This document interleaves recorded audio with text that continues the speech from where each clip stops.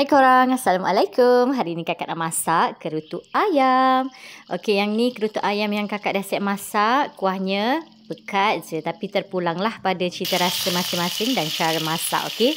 Yang ni cara kakak masak. Mula-mula kakak kisarkan bawang putih, bawang merah dan juga halia.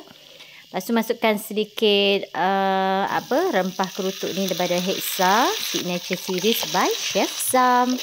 Rasa otentik dengan cara yang lebih praktikal dan cepat. Okey, senang sangat nak gunakan rempah ni. Okey, lepas ayam tu sedikit kecut, korang boleh tambahkan air, garam, gula, lepas tu santan. Masukkanlah aksesori tambahan seperti cili padi merah dan hijau, lada solok, asam keping, lepas tu korang tambahkan santan, sedikit krisik. Okey, dah siap. Nanti korang cuba tau. Senang je ni. Okey, selamat mencuba. Bye.